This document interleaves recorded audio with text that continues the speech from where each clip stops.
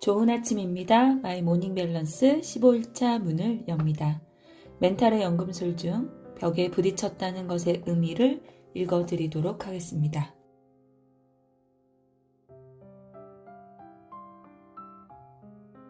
살다 보면 벽에 부딪혔다는 느낌이 들 때가 있다. 뭔가에 단단하게 가로막혀 앞으로 나가지 못하고 있다는 두려움이 엄습해온다. 하지만 벽에 부딪혔다는 것은 뭔가에 실패하고 있다는 뜻이 아니다. 뭔가 성공하려면 반드시 통과해야 하는 중요한 고비를 맞고 있다는 의미다. 따라서 우리는 벽에 부딪힐 때마다 가장 먼저 고맙다라고 말해야 한다. 성공의 기회가 주어지고 있기 때문이다. 어떤 일을 하거나 도전을 하고 있는데 벽이 나타나지 않았다고 해보자.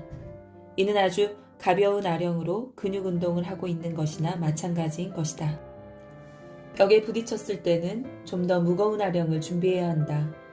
익숙하고 편안해진 영역을 지나 당신의 통제 영역을 확장해야 할 시기다. 벽에 부딪히지 않았더라면 관심을 두지 않았을 새로운 해법들을 찾아 나서야 한다. 우리는 벽에 부딪히고 그 벽을 통과하면서 성장한다.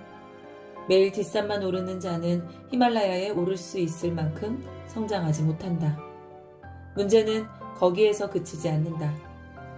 뒷산과 히말라야 사이만큼이나 격차가 벌어진 인생에 계속 스트레스를 받으며 짜증이나 내다가 생의 마지막 날을 맞고 말 것이다.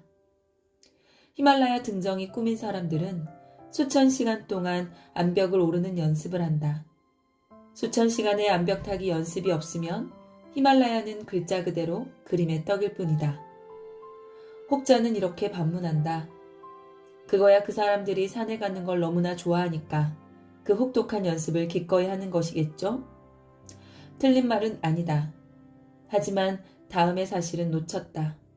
즉, 산을 좋아하는 사람들 모두가 히말라야 등정을 목표로 하지는 않는다는 것이다.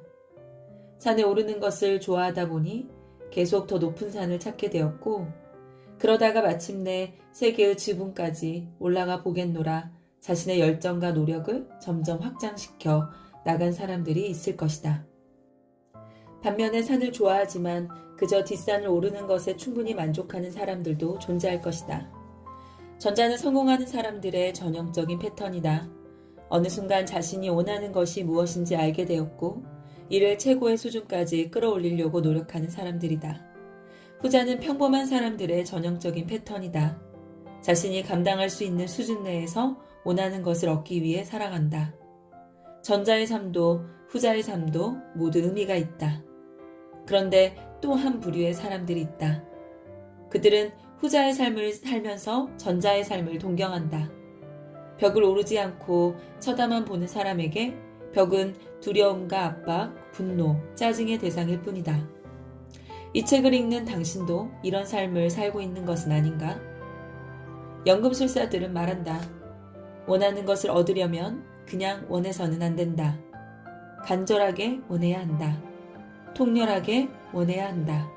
숨이 막힐 정도로 원해야 한다. 목숨을 걸고 원해야 한다. 그렇지 않으면 삶은 치미의 수준으로 전락한다. 벽을 오르는 사람은 히말라야 정상에 서게 될 것이다. 벽 안에 있는 것이 안락한 사람은 벽의 의지에 지금껏 살아온 대로 앞으로 살아갈 것이다.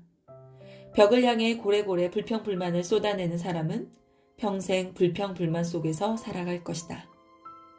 벽에 부딪히는 느낌이 들 때 당신은 어떤 삶을 선택하겠는가?